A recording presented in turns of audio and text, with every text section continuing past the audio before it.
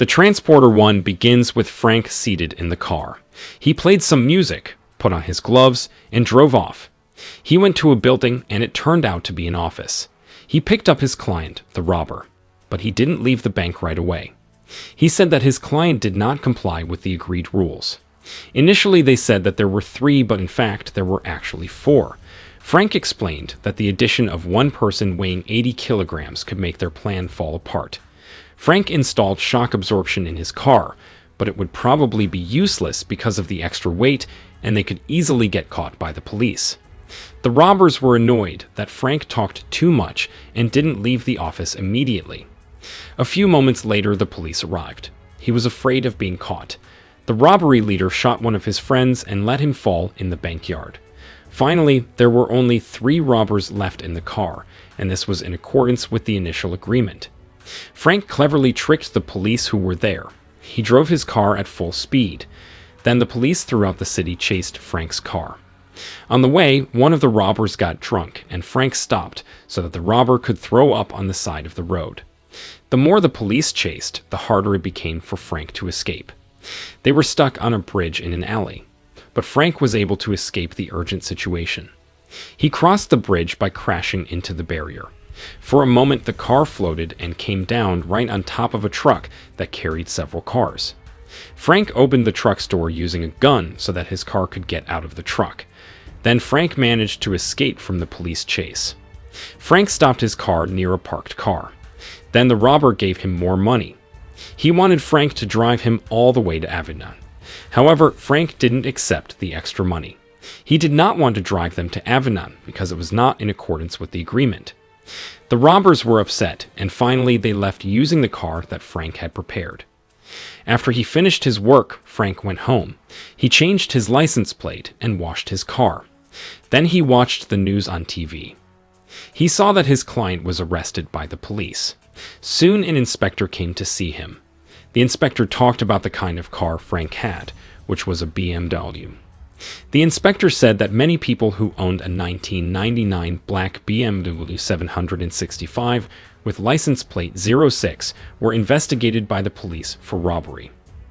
Frank said that a recent robbery involved someone who was proficient at driving a 1999 black BMW 765. Then the inspector looked at Frank's garage from afar. He looked like he wanted to find something there, but the inspector chose to leave. Frank received a call from someone. The person needed a delivery driver. Frank met him at the bar. Frank asked about the details of the item he was going to deliver, such as the size of the bag and the weight of the item. He also asked for the pickup time and destination address. Frank told him the rules, such as he would only deliver the goods and was not responsible for any other disturbances other than delivering the goods to the destination. The client agreed to the agreement and rules. The next morning, he picked up the goods that he had to deliver to the destination. On the way, Frank's front tire went flat. He tried to replace it with a spare tire, but he got a surprise when he saw the bag and the baggage moving on its own. He continued his journey. Then he stopped to buy a drink. After a while of driving, he stopped again. He opened the bag that was to be delivered to the destination address. When he opened the bag, he got surprised because it contained a woman. Frank gave her a little drink and continued his journey. He heard the woman seem to be screaming. Then Frank stopped the car. He asked if there was a problem. The woman wanted to urinate. Frank regretted allowing her to get out of the baggage. It turned out that the woman tried to run away. Frank managed to catch her back. He saw 2 policemen around his car. He quickly fought off the 2 policemen and tied them up in the baggage. After a long journey, Frank arrived at his destination. He handed over the bag containing the woman to its owner. Frank did not say that he almost lost the contents of the bag. He immediately accepted the reward, but his client wanted to ask Frank to deliver an item. Frank continued his journey with an item and 2 policemen in his baggage. He stopped and got 2 drinks for the policeman. Suddenly, his car exploded. He was very angry. He went straight to the delivery address. When he arrived, he broke down the door of the house. He fought with several people in the house until he stole the car in the garage. It turned out that the woman he delivered earlier was hiding in the car. Knowing that Frank dropped her off in the middle of the road, He undid his intention to leave the woman in the middle of the road. He put her back in the trunk. Then Frank decided to take her home. When he got home, Frank made food for her. He asked her name. The woman's name was Lai. Then Frank untied Lay's feet and hands and let her stay in his house. Frank decided to sleep. Meanwhile, Lai looked for a place to sleep. She entered a room and accidentally found photos of Frank when he was a child and when he was part of the military. After seeing that, Lai went to sleep.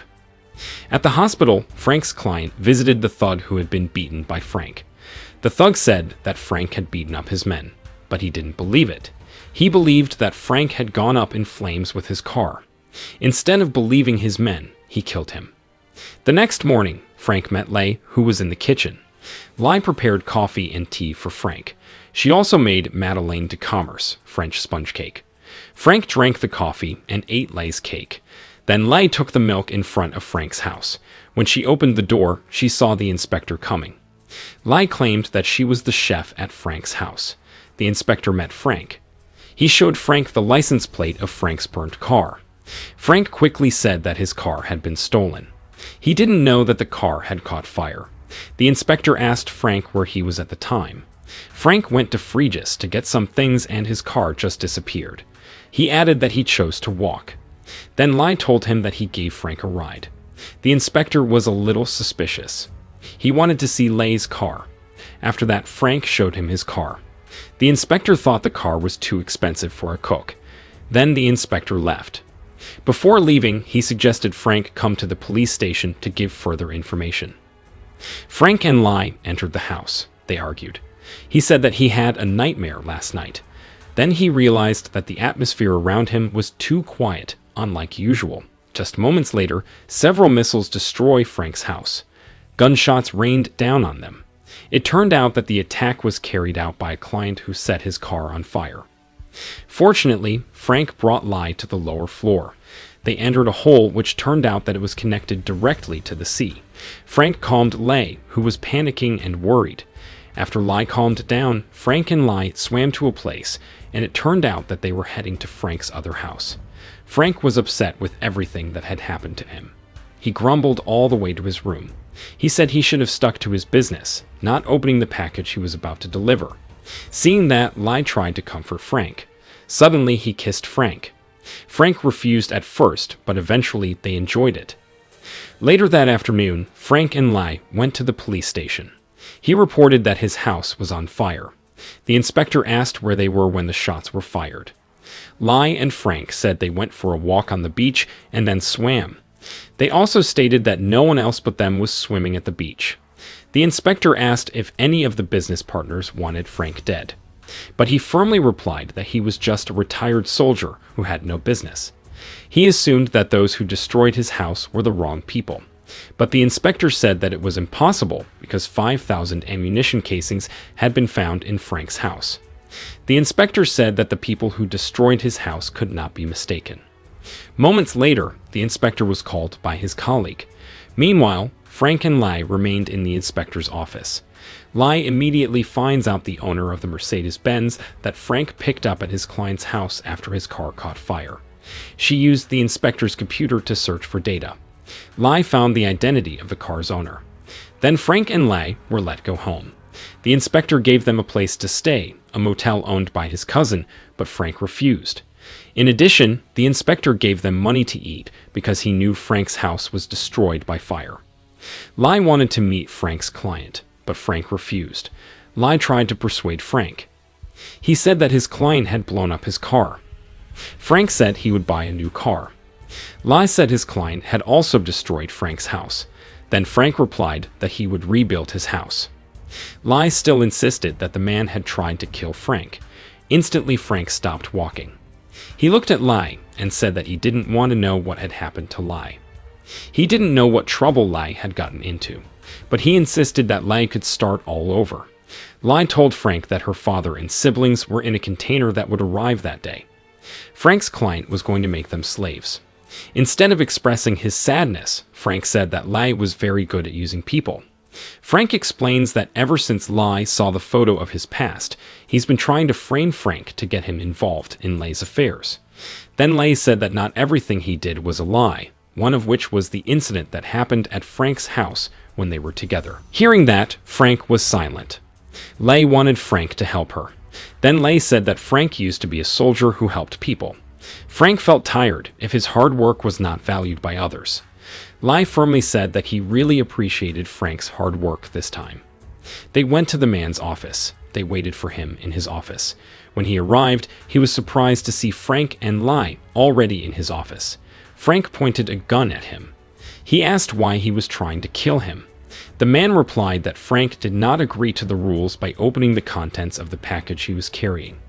Meanwhile, Lei was looking for a file containing the container number of 400 people. The man told Frank that Lei's father was not actually in the container. It turns out that Lei's father, Kwai, is the man's business partner. Mr. Kwai came to meet the man. Frank felt that Lei was lying to him. After that, Lei's father came to meet the man. Frank didn't expect Lei would lie to him again. Lei pointed a gun at his father, but her father managed to persuade her to put the gun down. Kwai's guards were able to make Frank fall unconscious. Soon the inspector saw Frank, who fainted. Then the police took Frank to the police station. Frank woke up from his stupor. He was being held in prison.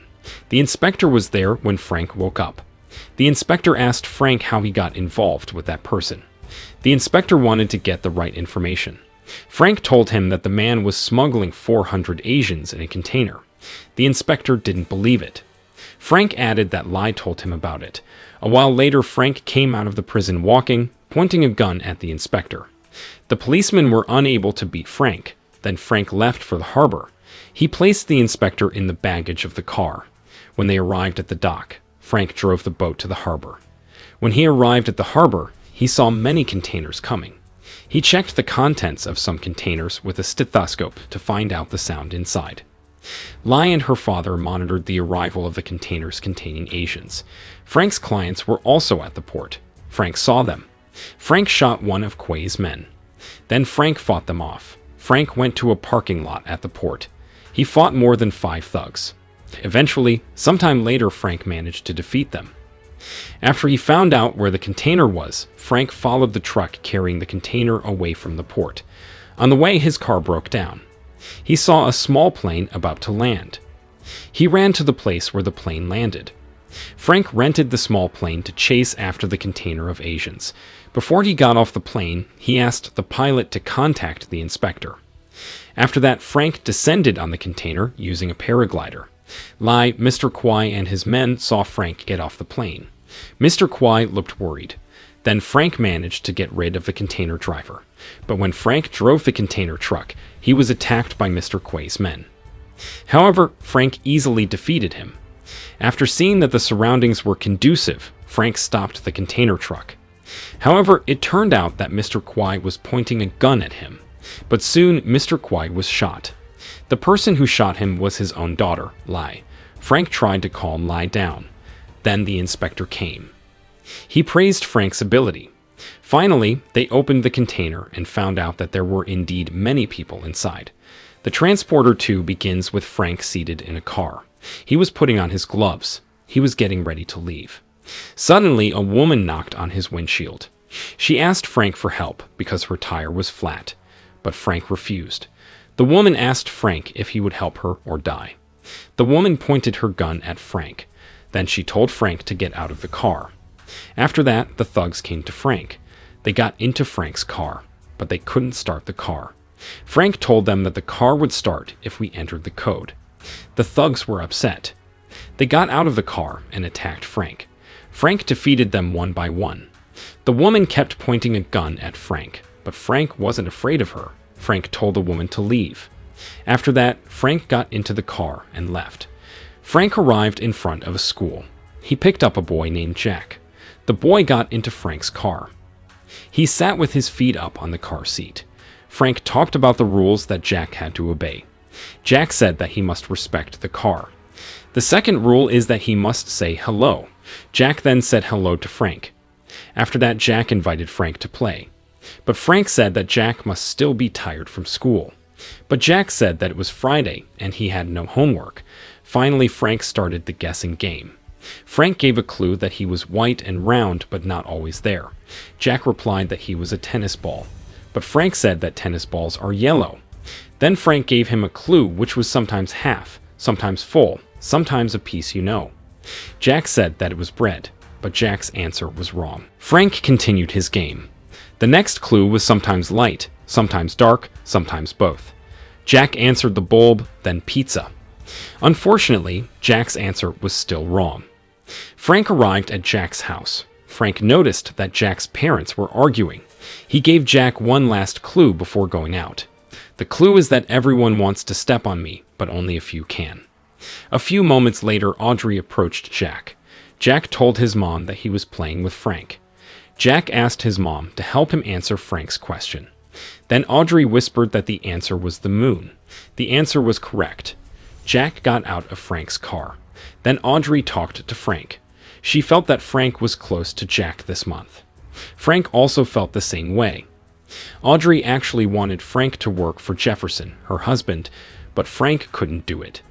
Then Audrey said that tomorrow she was supposed to take Jack to the doctor, but she had to prepare a surprise party for Jack's birthday. Frank said that he would take Jack to the doctor. As they talked, someone monitored their voice from the speaker. The speaker was hidden near Audrey's house. After that, Frank left Audrey's house. There was a car parked in front of Audrey's house. Inside the car was a man sitting in front of a computer screen. He was taking a call. He told him that there was a change of plans for tomorrow. Someone was practicing martial arts by the sea. Then a man approached him. He said that there was a change of plans for tomorrow morning. She went into the house to see Vasily. Vasily gave her a poison and an antidote. In the evening, Frank watched the news on TV. The news was that 6 Latin American drug unit ministers arrived in Miami for a meeting. Suddenly, Audrey came to Frank's house. She said that she was confused and felt lost. Audrey wanted to kiss Frank, but he refused because he felt inappropriate for Audrey. After a while, Audrey decided to go home. The next morning, 2 men and 1 woman came to the doctor's office that Frank and Jack were going to visit. The woman's name was Lola. The 3 of them entered and shot the nurse and doctor. Meanwhile, Frank and Jack had just arrived. They entered Dr. Coblin's room. Lola disguised herself as a nurse. She welcomed Frank and Jack. Frank said that he had an appointment with Dr. Coblin, but Lola said that he got sick with the flu. Jack was sad to hear that. Then Frank and Jack headed to room 1B. Suddenly, one of the thugs pretended to be a doctor named Dr. Tyberg. Jack said he wanted to be examined by Dr. Coblin, but he said that he was dealing with an emergency problem. Frank was a little suspicious of him. He said that the nurse said Dr. Coblin had the flu, not an emergency. Then the thugs said that the emergency was a cold. After that, Jack entered with the thugs. Frank wanted to accompany Jack, but he said that Frank could wait outside. A while later, Frank got a call from the inspector, who came from France. Just then, he heard Lola's conversation with someone on the phone. Lola said that Dr. Dunitz was absent today. Frank saw one of the thugs wearing a doctor's coat with Dr. Dunitz's name written on it. Frank felt that something was wrong. He hung up the phone from the inspector. Frank rushed to meet Jack. He attacked the 2 thugs. He tried to save Jack. Frank can easily fight them off. Lola, however, tried to shoot Frank. Frank managed to hide.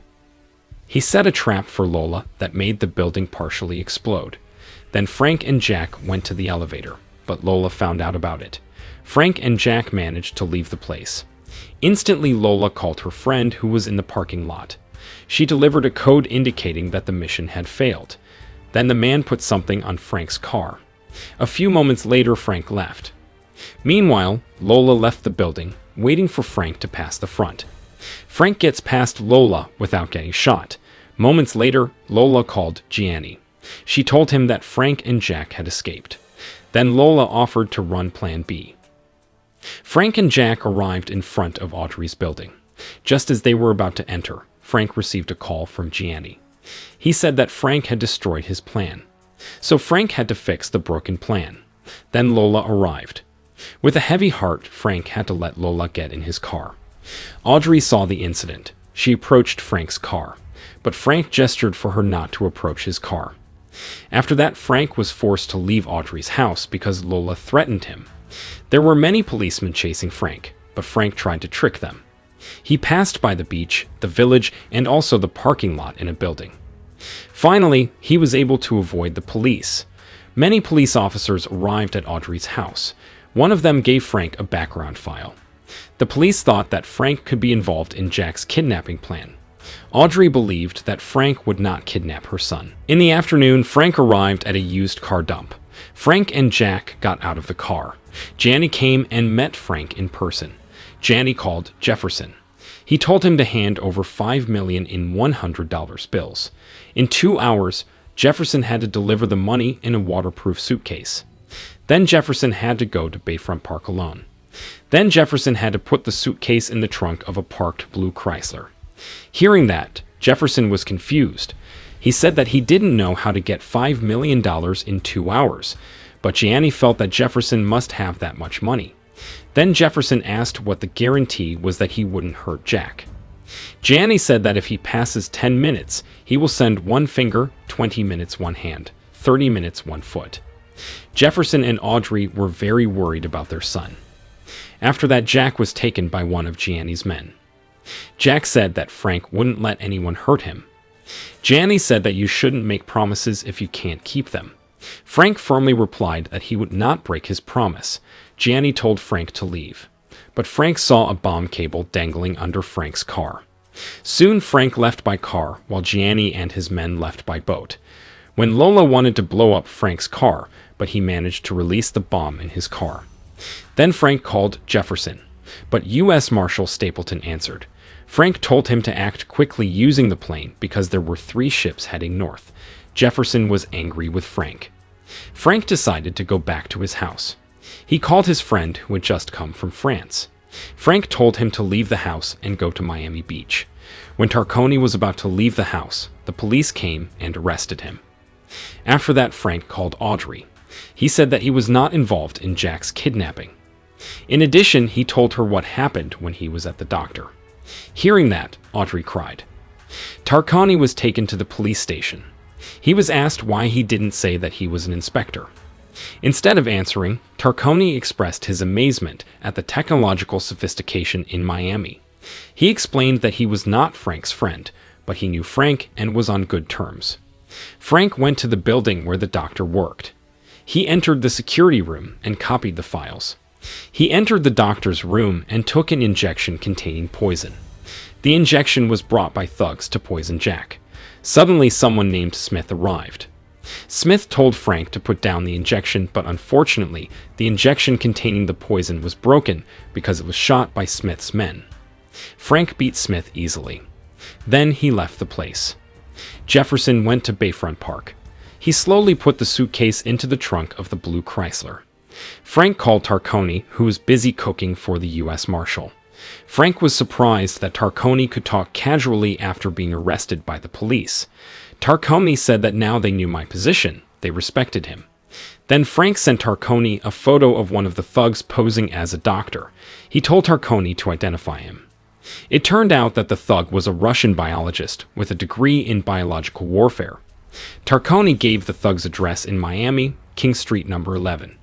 After that, Frank told him about himself, who was in quite a complicated problem. After calling Tarconi, Frank went to the address of a thug named Dimitri. When Frank was in front of Dimitri's room, Frank saw him trying to escape.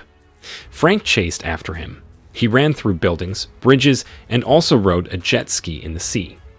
Finally, Frank was able to catch him. He asked what liquid was in the injection that would be given to Jack this morning. Dimitri didn't answer him.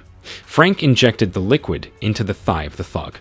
But Frank knew for sure that the man's health would deteriorate because of the liquid Frank had injected. Audrey and Jefferson were worried about Jack's condition. Audrey blamed Frank because he became a famous person so that his family became the target of crime. Then they headed to where Jack was. Jack was locked in a truck. At first, the police used a tool to open the truck door, but the tool had a problem. Audrey couldn't wait to see that. She got out of the car. Audrey opened the truck door. It was true that Jack was inside the truck. Then Audrey and Jefferson hugged Jack. Frank continued to chase Dimitri, until Dimitri went to a place like a laboratory with patients. Frank followed him secretly. Dimitri met someone there. He asked about Sonovich's whereabouts, but the man told Dimitri to sit down because Sonovich was inside. Frank looked around for a while. He saw several people lying on the bed like a patient. When he was about to take a closer look at one of the patients, he was surprised because a big man appeared. He beat Frank first, until Frank fell to the floor below. But Frank was not desperate, until finally Frank managed to beat him. Dimitri and Tipov heard the noise caused by Frank's fight. Dimitri immediately went to Sonovich to ask for an antidote to the virus. But there are only 2 doses for Sonovich and Tipov. Then Dimitri shot Tipov. He said that 2 doses were enough for Dimitri and Sonovich. Before Sonovich could inject the antidote, Frank arrived. He says that Frank injected Dimitri with water instead of the virus liquid. Then Frank kills Dimitri. Dimitri urges Sonovich to explain about the virus. Sonovich said that it was a double mutated waste liquid. He added that the affected person breathes dead. Then the virus would stop after 24 hours, he added. Suddenly Sonovich threw 2 tubes of antidote out the window. Frank immediately jumped out of the window. But unfortunately, Frank only got 1 tube intact. Then Frank returned to his car. He replaced his torn and wet shirt with a new shirt that was in the trunk of his car. Then Frank went to Audrey's house. Frank called Audrey. Audrey didn't know that Frank was nearby. Audrey looked happy to see Frank. She immediately hugged him. Frank told her that Jack had a virus that could spread through breathing. Frank brought an antidote for the virus, so Audrey didn't have to worry. He injected the medicine into Jack and Audrey. Afterward, Frank said that Jefferson going to a conference could cause the virus to spread further. On the outside of the house, one of the policemen noticed the broken glass. He realized that someone had broken in. When Frank came out of Jack's room, he was surrounded by several policemen. Jack manages to fight them off. Jefferson arrived at the conference center. Audrey called him to tell him that Jefferson couldn't attend the event because he was exposed to the virus and it could make the virus spread further. Sadly, Jefferson couldn't hear her clearly. Jefferson went ahead with the conference. Frank called Tarconi, who was still at the Miami police station. Tarconi knew that Frank needed his help. Frank told Tarconi to find something about this case. Then he got the identity of a man named Gianni. He told Frank that Gianni worked for anyone who looked for trouble like the Red Brigade. Then Tarconi gave Gianni's home address to Frank. The police realized that someone was accessing data from the 15th floor. The police checked who was accessing the computer. Meanwhile, Frank saw that there were police patrolling looking for Frank. Then Frank escaped and left in a taxi. The next day, Gianni wanted to transfer the antidote to his body because he wanted it to be unbreakable. Frank suddenly barged into Gianni's house. Gianni knew about it. Gianni's men fired at the taxi Frank was driving. Frank escaped to Gianni's garage. It turned out that in the garage a lot of Gianni's men were carrying weapons to fight Frank.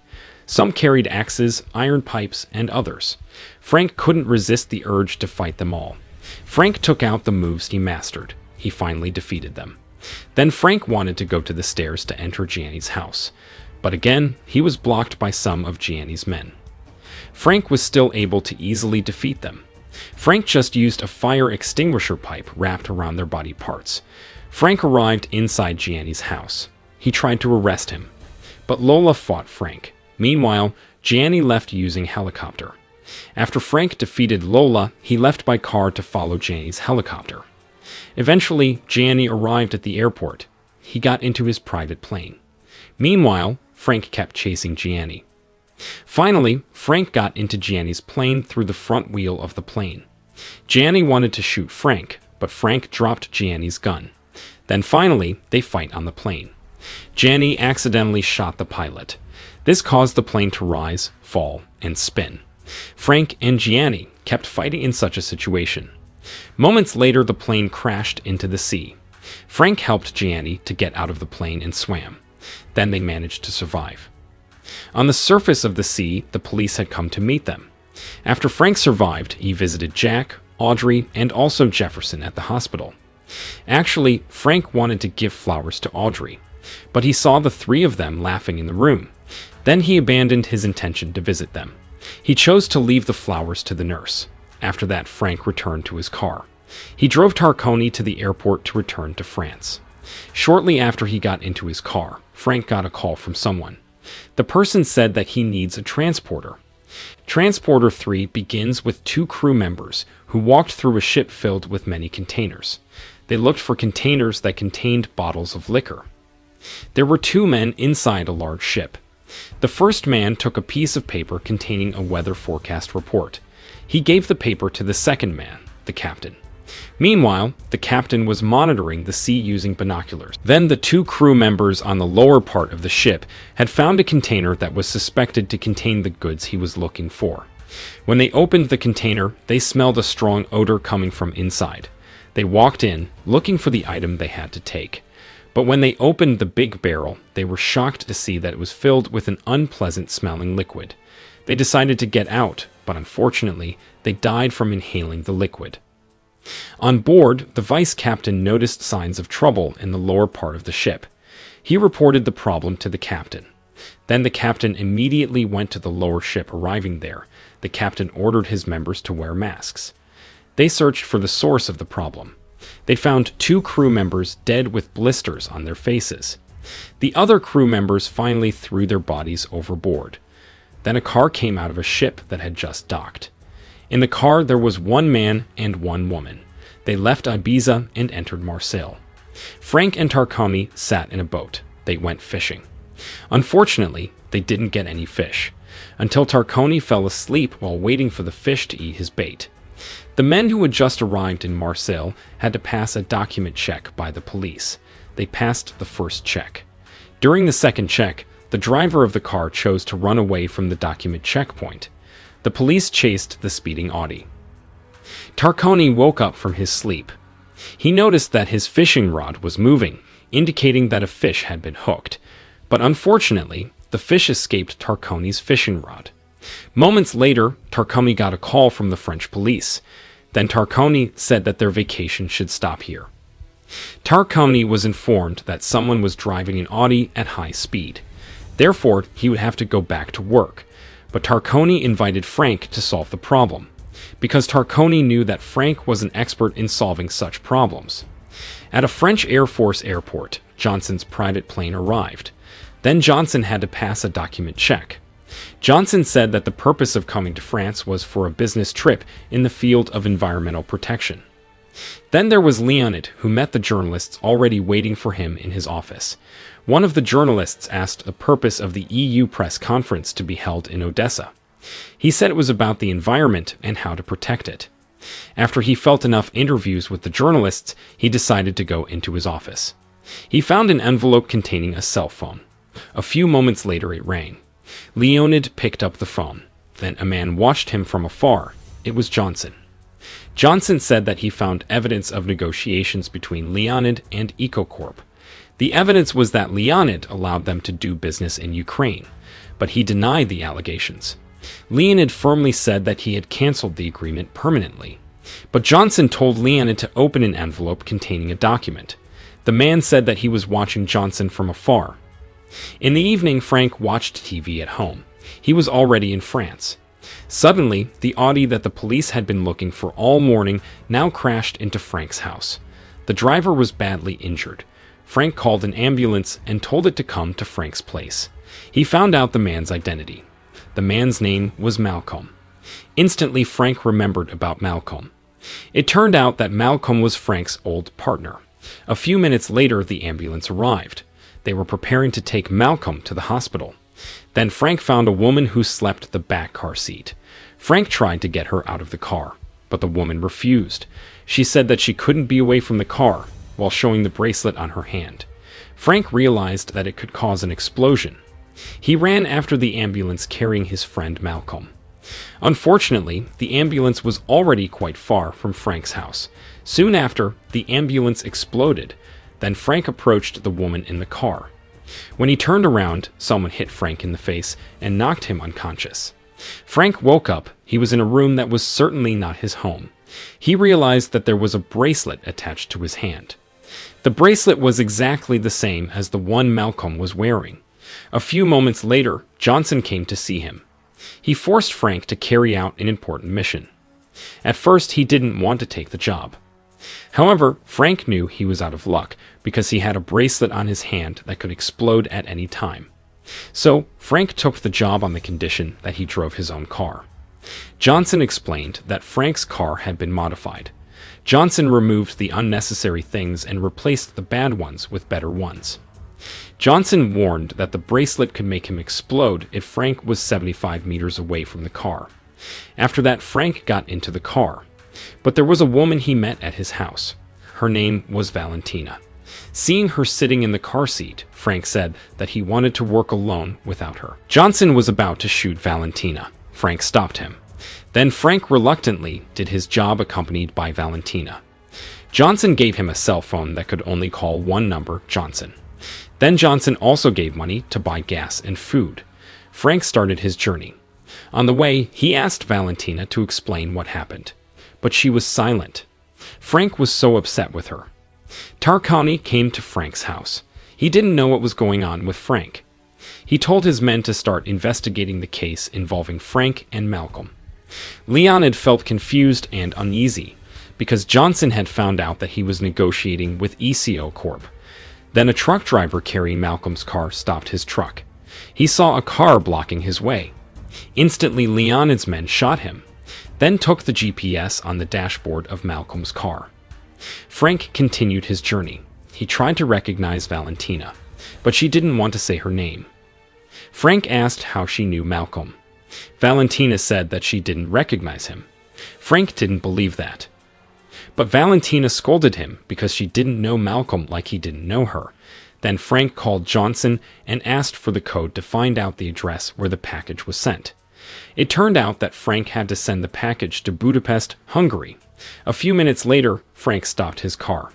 He asked Valentina to meet him nicely and politely, but she still wouldn't tell him her name. Frank gave up.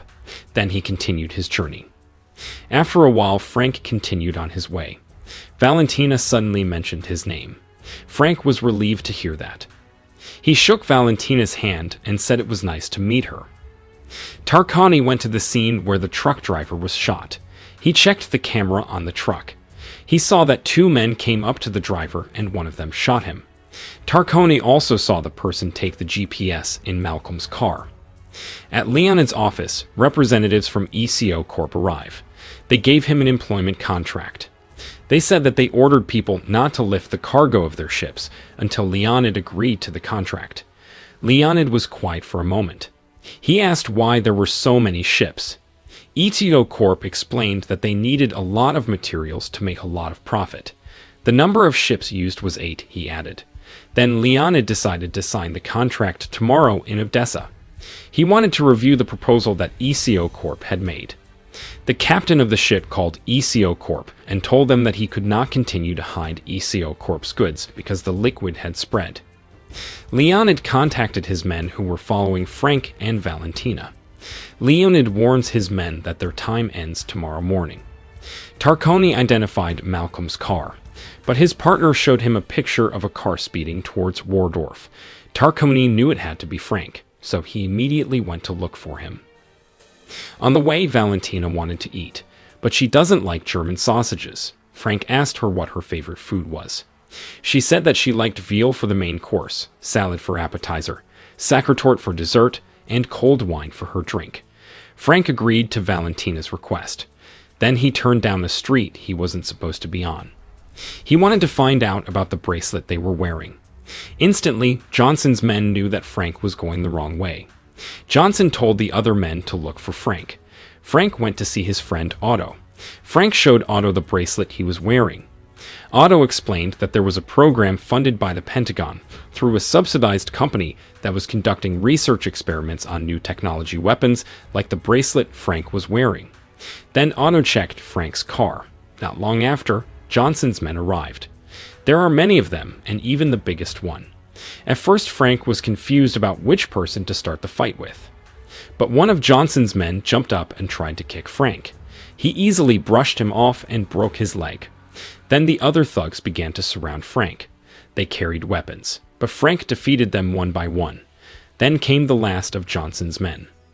He was the biggest among the others. At first, Frank was confused because the man was very big, tall, and strong. However, Frank was no less ingenious. He climbed the big barrel in Otto's repair shop, so Frank became taller than the man. Then Frank trapped him so that he fell and stuck his foot in the hole. Frank easily beat him to death. Valentina watched how Frank fought. She admired Frank. She even told Frank directly that Frank fought well. Otto found the transmission plate in Frank's car. Frank told him to unplug it. But Otto said that if he pulled the transmission plate cable, Frank would explode. After that, Frank continued his work. He got a call from Johnson. Frank said he was not amused by the arrival of his men. Then Johnson said that Frank would be entertained if he was the one who died. Of course, Frank firmly replied that Johnson needed Frank to get the job done, so Johnson wouldn't let Frank die. Johnson just kept quiet. Frank continued his journey until he finally arrived in Budapest, Hungary. He stopped in the middle of the market. He heard a public phone ringing. He needed to answer it. Then he left his car. The call was from Johnson. He said that Frank was fired from the job. He was silent for a moment and looked at his car. Then a man got in and drove Frank's car. Frank was so panicked because he remembered Johnson's words that if he was away from the car, it would explode. Frank chased after his car. He ran in the middle of the crowded market. Then he rode a bicycle. Frank even entered a factory in order to stop the car. Finally, he got his car back. Frank called Tarconi on a public phone. He said that he was in trouble. Tarconi guessed that Frank had some business in Hungary. Then Frank asked what information he could get. Tarconi replied that he was looking for a black Mercedes car in Budapest, Hungary. Then Frank said that he got an assignment to send 2 bags in his trunk. Frank also added that he got a bracelet that could blow himself up if he moved away from his car. Then Tarconi asked Frank to tell his whereabouts. Then Frank called Johnson. Frank wants their cooperation to start again. At that moment, Tarconi tracked Johnson's location. After that, Frank continued his journey to Bucharest. But on the way, Valentina took drugs. Then Frank stopped at a gas station to refuel his car. Besides that, Valentina stopped by the shop there. Frank saw a black Mercedes car stopped near the gas station. Frank felt suspicious about the car. Then Valentina went back to the car. The people in the black Mercedes realized that Valentina was outside the car. Frank immediately put her in his car. Frank saw the black Mercedes heading towards him. Frank immediately drove his car fast. They chased Frank, but Frank managed to stay out of the way of the shots fired at him. Finally, Frank defeated them because he pushed the car into the ravine. After that, Frank stopped. He felt tired of this mission. Valentina tried to make him relax, but actually she wanted to make love to Frank. Frank refused at first, but Valentina teased him. She grabbed Frank's car keys. Frank had to comply with her wishes so that he could take the keys from Valentina. They finally did it.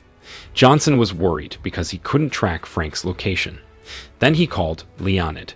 Johnson warned him not to tell his men to obstruct Johnson's mission. Leonid was very worried about his daughter, Valentina. Frank and Valentina were still in the mountains. They talked to each other.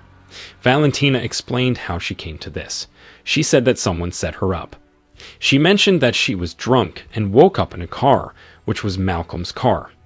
Malcolm carried out a mission like Frank did, until Malcolm finally tried to escape from the job. But when they ran away, someone shot him. Then he decided to go to Frank's house because Frank was his friend, she added. Suddenly Johnson called. He asked about Frank's whereabouts.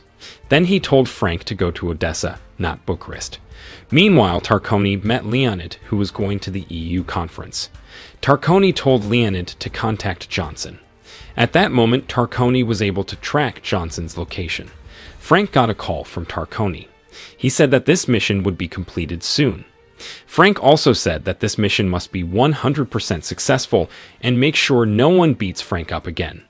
Then Johnson called Frank. He told Frank to go in the direction he told him. Eventually, he arrived at the bridge. Frank's car is surrounded by Johnson's men's cars. Johnson told Frank to deliver Valentina to him, but Valentina refused to go. Frank tried to convince him. Frank also felt afraid to give Valentina to Johnson's hands, because Frank and Valentina have felt comfortable with each other. Valentina reluctantly left Frank's car. Then Johnson took off the bracelet that was on Valentina's hand. After he got Valentina, he ordered his men to shoot Frank's car to kill him. However, Frank chose to jump into the lake under the bridge. Frank called Tarconi for help. Frank tried to save himself and his car to get out of the lake. Meanwhile, Tarconi went straight to the lake where Frank was referring to. Johnson waited for news and confirmation of Leonid signing the contract. While waiting, he took Valentina to go by train. When Tarconi arrived at the lake Frank was referring to, he frantically searched for him on the surface of the lake, but it turned out that Frank and his car were already on land. Tarconi felt glad and relieved to see that. Then Tarconi helped him so that Frank's car could run. After that, Frank decided to meet Valentina, who was on the train with Johnson. A few moments later, Frank found the train. Valentina saw Frank's car not far from her. Valentina looked very happy. Then Frank chased after her. Frank crashed into the bridge barrier to get on the train. Then he searched for Valentina. He fought Johnson's men easily. In the end, Frank defeated Johnson. Frank took the key to open his bracelet on Johnson's arm. Then Frank managed to remove the bracelet. He put the bracelet on Johnson's hand.